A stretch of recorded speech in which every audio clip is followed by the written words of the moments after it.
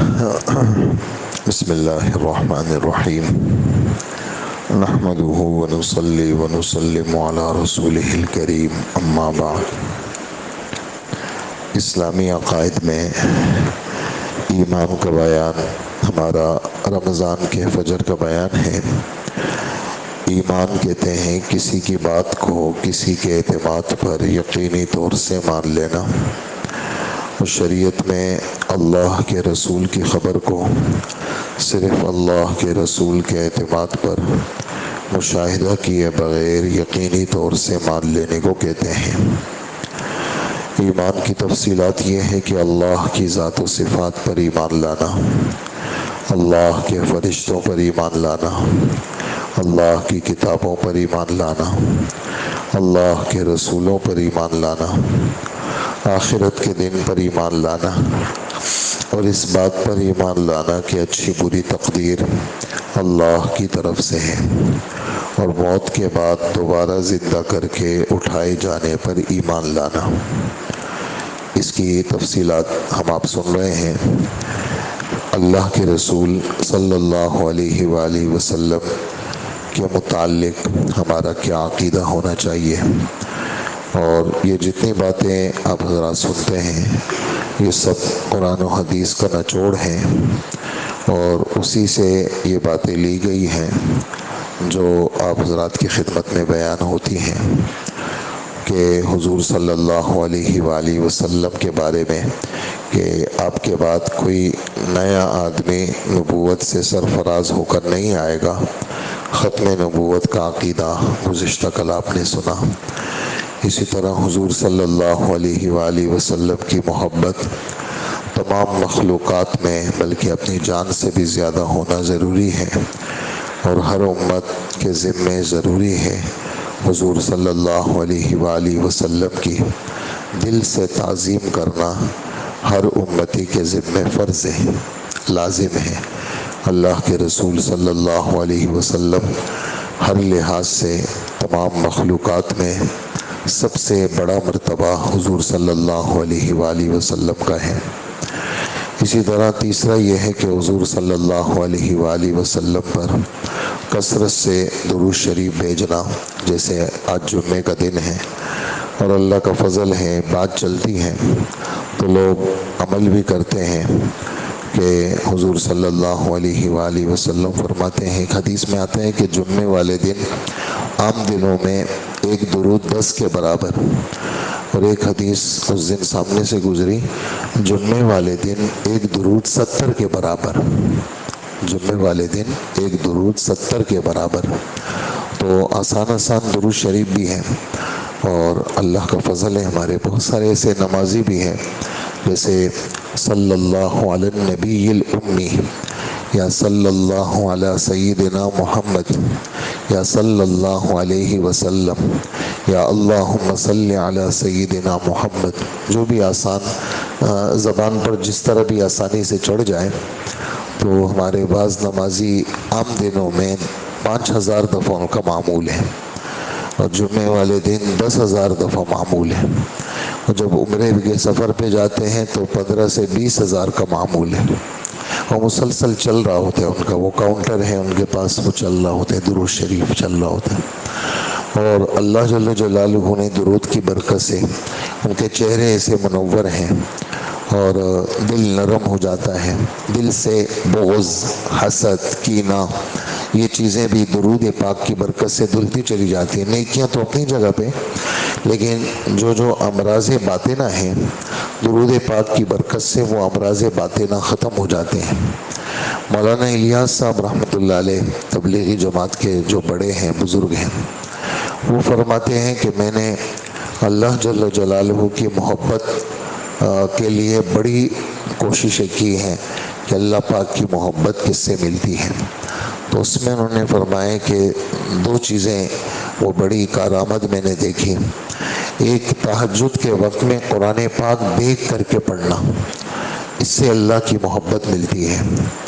دوسرا انہوں نے درود شریف کا ذکر کیا کہ درود شریف کی برکت سے اللہ کی محبت ملتی ہے۔ تو درود شریف بہرحال مقبول شدہ عبادت ہے، اور اس کی مقبولیت میں کوئی شک شبہ نہیں ہے، بس اللہ پاک جس کو توفیق دے۔ بہت سارے لوگ حضرت شیخ لکھتے ہیں، شیخ الحدیث صاحب، کہ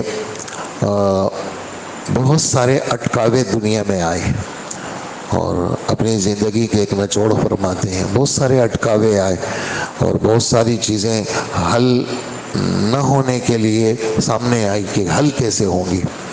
تو فرمانے لگے کہ درود شریف جب میں نے شروع کیا تو درود شریف کی برکت سے اللہ نے میرے ہر مشکل کو آسان کیا۔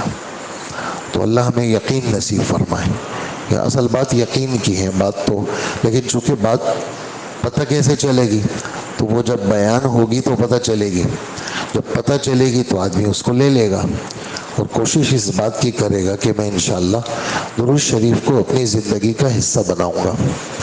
ایک صحابی رسول ہیں ابی ابن کعب رضی اللہ عنہ، وہ کہتے ہیں کہ اللہ کے رسول، میرے جو معمولات ہیں، مثال کے طور پر سمجھانے کے لیے بات عرض کروں کہ مثال کے طور پر میں 4 گھنٹے معمولات کرتا ہوں، تو اللہ کے رسول میں ان معمولات میں آپ کے درود کے لیے کتنا وقت مقرر کروں؟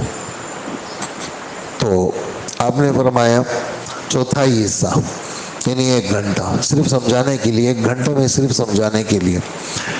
تو پھر آپ نے فرمایا کہ اگر تم بڑھا دو تو اور اچھا ہو جائے گا۔ تو ثلث پہ بات آئی، پھر آدھے پہ بات آئی، پھر 2 ثلث پہ بات آئی، تو اللہ کے رسول ان کو بڑھاتے گئے، اور پھر آپ نے فرمایا کہ اگر تم جتنے معمولات کرتے ہو وہ سارے معمولات میں اگر تم صرف درود شریف کا اہتمام کرو گے تو یہ تمہارے لیے زیادہ بہتر ہوگا۔ انہوں نے کہا اللہ کے رسول، میں اپنے تمام معمولات میں صرف درود شریف رکھتا ہوں۔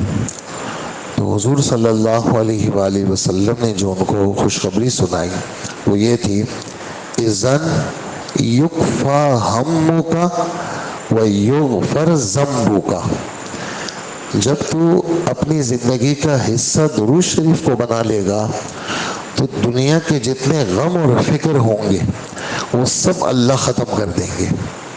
نمبر 2، اللہ تیرے سارے گناہوں کو بخش دیں گے۔ بات یقین کی ہے، جس کو یقین ہے اس بات کا تو وہ لے لے گا اس بات کو اور اپنی زندگی کا حصہ بنا لے گا۔ تو دنیا تو گزر رہی ہے، وقت سارے جا رہے ہیں، کسی کا وقت کس میں گزر رہا ہے، کوئی کس مزوں میں ہے، کوئی کس مزوں میں، اور کوئی کس نشے میں ہے، کوئی کس نشے میں۔ تو جو اپنی زندگی کا حصہ اللہ کے رسول کے درود کے لیے وقف کر دے کہ ہم نے تو بھائی درود شریف پڑھنا ہے بس، تو پھر آپ دیکھیں گے اللہ پاک اس کو سنت پر عمل والا بھی بنائیں گے، اور اس کے جتنے، اس لیے کہ دنیا تو جگہ ہے، حالات کی جگہ ہے، قسم قسم چیزیں اس میں آتی ہیں، قسم قسم چیزیں دماغ کو جا کے اٹیک کرتی ہے، کون سی چیز دل کو جا کے لگتی ہے، کسی ایسے غم آتے ہیں کہ بدن گھل جاتا ہے، ایسے غم آتے ہیں کہ بھئی دماغ میں ایسی چیز گھس گئی ہے نکل ہی نہیں رہی، دماغی مریض بن گیا بیچارہ۔ ایک غم ایسا ہے جو دل پہ لگ گیا، جا ہی نہیں رہا، کتنے سارے جتن کر لیے وہ جا ہی نہیں رہا، تو اس نے دل میں ایک طرح سے سوراخ کر لیا ہے۔ تو کسی غم نے بدن کو گھلا دیا، کسی نے دماغ کو اٹیک کیا، کسی نے دل کو اٹیک کیا، کسی نے کیا کیا، کسی نے کیا کیا۔ تو اگر آدمی درود شریف کو اپنا معمول بنا لے اور اپنی زندگی کا حصہ بنا لے تو یہ انشاءاللہ العزیز یہ بہت سارے مسئلوں کا اللہ پاک نے درود شریف میں حل رکھا ہے۔ تو سب نیت کرتے ہیں نا انشاءاللہ۔ اسی طرح حضور صلی اللہ علیہ وسلم کو تمام مخلوقات میں زیادہ علوم ملے ہیں، یہ بات بھی میں کل عرض کر چکا ہوں۔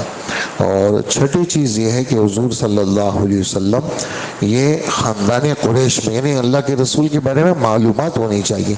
آج دنیا کے انگریزوں کے بارے میں، فٹ بال کے پلیئروں کے بارے میں، کرکٹ کے بالوں کے بارے میں، پہلا کرکٹر کون تھا جی، اور ویسٹ انڈیز کے کھلاڑیوں کے نام، اور انگلینڈ کے کھلاڑیوں کے نام، اور نیوزی لینڈ کے کھلاڑیوں کے نام جی، انڈیا کے کھلاڑیوں کے نام، پاکستان کے ہو جی، اب تو جو ہے نا ہر شہر کے کرکٹر جی، کوئٹہ والوں کے کیا نام ہے، لاہور والوں کے، اور انہوں نے کیسے چھکا مارا، اور اس نے وہ کیسے جناب آ کر کے جو ہے نا وہ کیسے شاٹ مارتے ہیں۔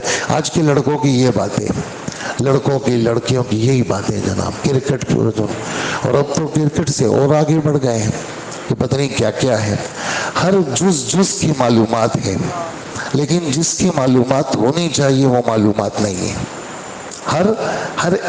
ہر گھوڑے گدھے کے اور کتے اور خنزیر کے معلومات ہیں، معلومات نہیں ہے تو صحابی کو نہیں جانتے، معلومات نہیں ہے تو اللہ کے ولی کو نہیں جانتے، معلومات نہیں ہے تو علماء کو ٹارگٹ کریں گے، فلانا چھوڑو یار اس کو، گالیاں دیں گے، موٹی موٹی گالیاں، مسجد والے ہوں گے علماء کو گالیاں دیں گے، علماء کو برا بلا کہیں گے، سمجھ گیا نا؟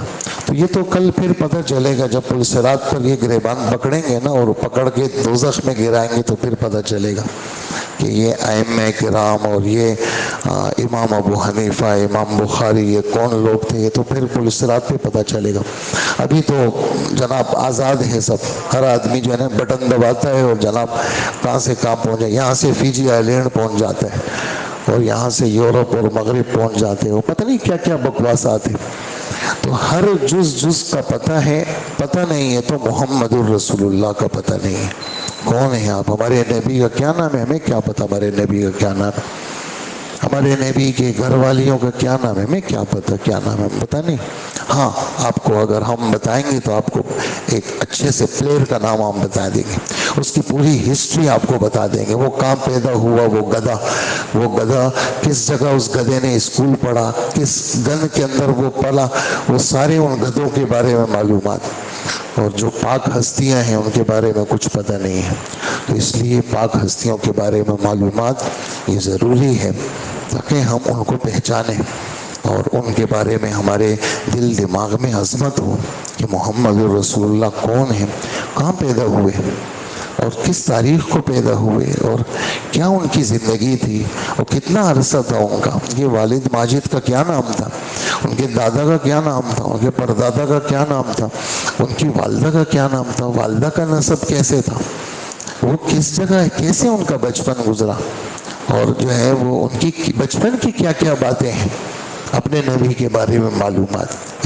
ان معلومات سے کیا ہوتا ہے، نبی کی محبت بڑھتی ہے، ہم اپنے نبی کے بارے میں جانتے ہیں ہمارے نبی ایسے تھے۔ ہاں مدینہ منورہ گئے، چھوٹی چھوٹی بچیاں گزر رہی ہیں، ھذا رسول اللہ، بخاری شریف میں چھوٹی چھوٹی انصار کی بچیاں، یہ اللہ کے رسول ہیں، حضور کو دیکھتی ہیں اور یہ اللہ کے رسول ہیں، اللہ کے رسول کی طرف اشارہ کرتے ہیں، یہ اللہ کے رسول ہیں۔ حضور کو دیکھنا، حضور سے محبت کرنا، حضور کے پاس بیٹھنا، صحابہ صحابیات ان کے بارے میں معلومات، یہ ہمارے ایمان کے حصے ہیں۔ سب کافروں کی چال ہے کہ مسلمانوں کو اپنے بڑوں سے کاٹ دو، اور پھر جگہ جگہ ہم اپنے بچوں کو دیکھتے ہیں، یہ نوجوانوں کو یہ قسم قسم کے اسٹائل کے بال کاٹتے ہیں، یہاں سے 50 راستے یہاں سے بنائیں گے، 50 یہاں سے بنائیں گے، داڑھی کو مونچھوں کو یوں رکھیں گے اور کہہ رہے ہیں ہم نے داڑھی رکھی ہے۔ وہ یہ سب آپ دیکھیں یہودیوں کی داڑھیوں کو دیکھیں، آج کل یہ حجاموں کے اوپر جو داڑھیاں جس اسٹائل سے لڑکے بناتے ہیں، سب یہودیوں کی داڑھیاں ہیں، بال یہودیوں کے، یہاں سے یوں کریں گے اور یہاں سے کاٹیں گے، یہ یہودیوں کے بال ہیں، ہمارے کہاں بال ہیں؟ ہمارے نبی کے بال نہیں ہیں یہ، نہ ہمارے صحابہ کے بال ایسے تھے، نہ صحابہ کی داڑھیاں ایسی تھی، یہ تو کافروں کی ہے، وہ بن گئے، یہ ہمارا جناب، یہ ہمارا اسٹائل ایسا بن گیا، ہمارے کپڑوں کا اسٹائل ایسے ہوگا جیسے یہودیوں کا ہے، اور پھر کہیں گے اللہ اسرائیل کو ختم کر دے، ان کے طور و طریقوں کو ختم نہیں کریں گے، اور میکڈونلڈ پہ جا کر کے اور KFC پہ جا کے رش لگے گا اور ان کی چیزیں لیں گے اور پھر کہیں گے اسرائیل کو اللہ ختم کرے، کیسے ختم کرے؟ اور وہ جناب خیر مقدم کرتے ہیں کہ ہماری فوج نے جناب اتنے بچوں کو مارا، اتنے چیزوں کو، ہم جو ہے نا اسرائیل فوج کے خیر مقدم کرتے، اور ہم جا کے ان کے لائن پہ لگ کے ان کی گندی چیزیں کھاتے ہیں اور ان کی تجارت کو پروان چڑھاتے ہیں، ان کی شکل بناتے ہیں، یہ ان کا اسٹائل ہے۔ تو شکل بنائے آدمی، محمد الرسول اللہ کی شکل بنائے، صحابہ کرام کی بنائے، تعارف کرے تو اللہ کے رسول کا تعارف ہو۔ یہ چیزیں یہ ابھی یہاں تو کچھ نہیں ہے، یہ تو وہاں کام دیں گی۔ کہ آپ بتائیں اس شخصیت کے بارے میں، قبر میں حضور کا چہرہ دکھایا جائے گا، اس شکل کے بارے میں آپ کے کیا خیال ہے؟ آپ کیا کہتے ہیں اس کے بارے میں؟ کہتے ہیں یہ تو اللہ کے رسول ہے، تمہیں کس نے بتایا؟ ہم نے تو ان کے بارے میں ہماری تو گھٹی میں یہ پڑے ہوئے ہیں. آپ کہتے ہیں تم ان کے بارے میں کیا جانتے ہو؟ ہم تو ان کی ایک ایک چیز کے بارے میں ہمیں پتا ہے. یہ تو ہمارے محبوب ہیں اور یہ تو ہماری جان ہے یہ، اور ہم تو ان سے محبت کرتے ہیں، اور ہم تو بن دیکھے جو ہے وہ تسلیم کرتے ہیں کہ یہ ہمارے رسول ہیں.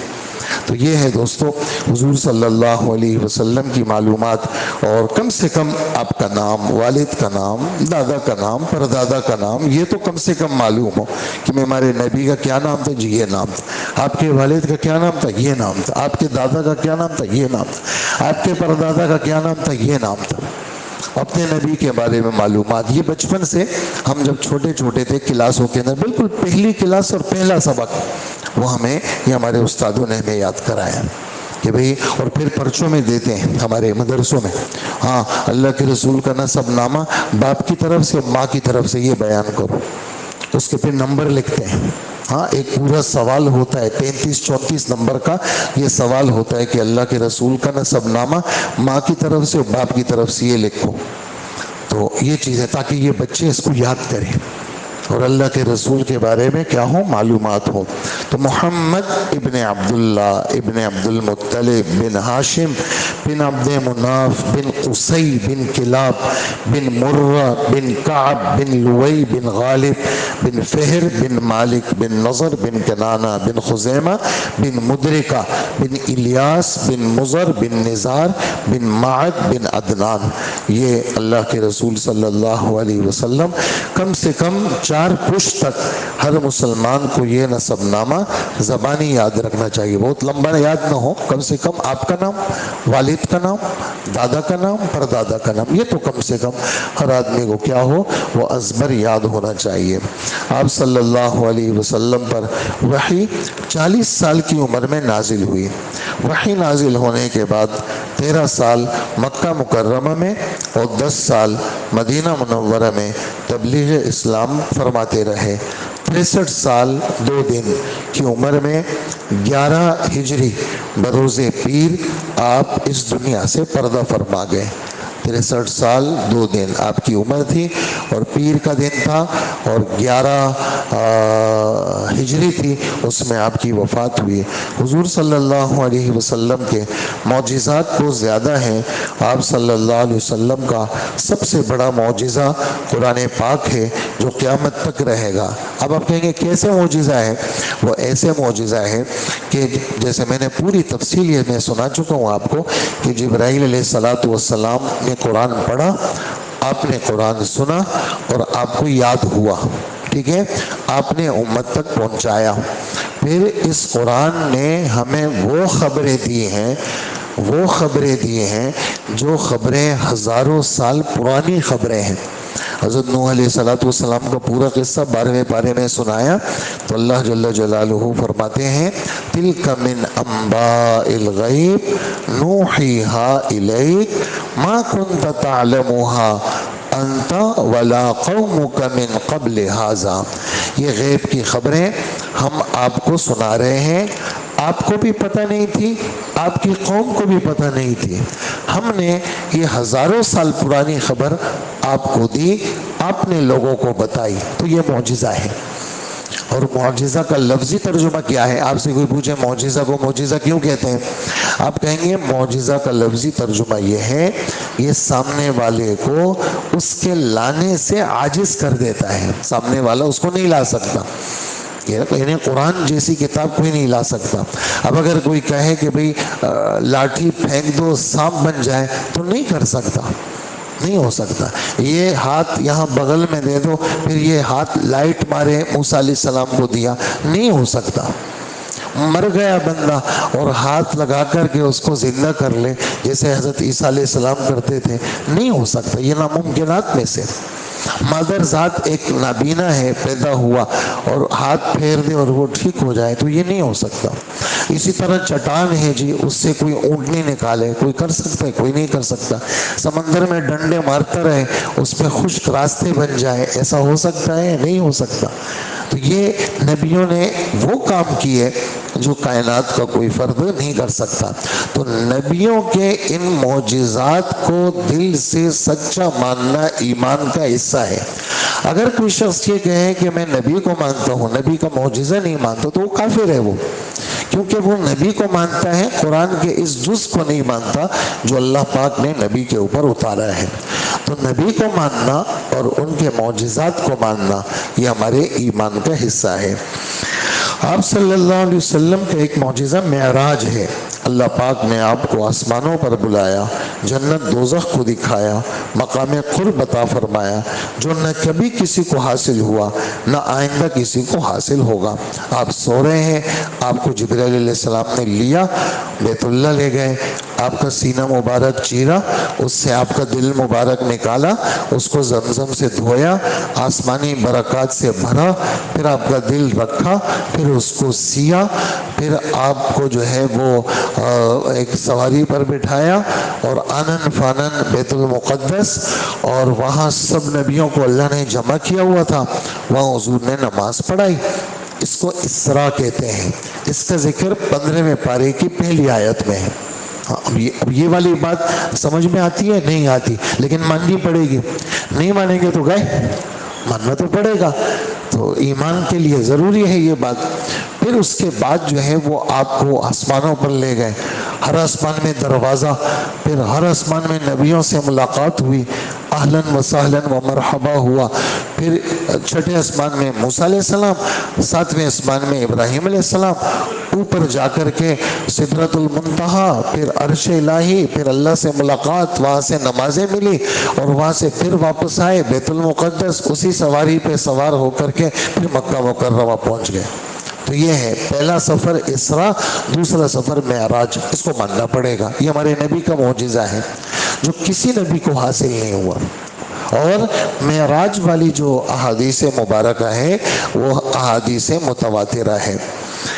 اسی طرح اللہ کے رسول کا معجزہ شق القمر ہے، ہاں، چاند کے 2 ٹکڑے کر دینا۔ کافروں نے کہا آپ اگر سچے رسول ہیں، یہ چاند ہے، اس کے 2 ٹکڑے کر دیں۔ آپ نے فرمایا اچھا۔ آپ نے یوں اشارہ کیا، چاند کے 2 ٹکڑے ہو گئے، ایک آدھا ٹکڑا ایک طرف گیا، ایک آدھا ٹکڑا دوسری طرف گیا۔ پھر آپ نے اشارہ کیا، پھر دونوں ٹکڑے مل گئے آپس میں۔ یہ والی بات کہاں ہے؟ یہ سورہ قمر، اس کی پہلی آیت، اقتربت الساعۃ وانشق القمر، قیامت آ گئی سر پہ اور چاند کے 2 ٹکڑے ہو گئے۔ قیامت بس، چونکہ اللہ کے رسول بھی قیامت کے قریب میں، اور اللہ کے رسول کے معجزات بھی قیامت کے قریب۔ تو یہ بھی کیا ہے؟ ہمارے نبی کا معجزہ ہے۔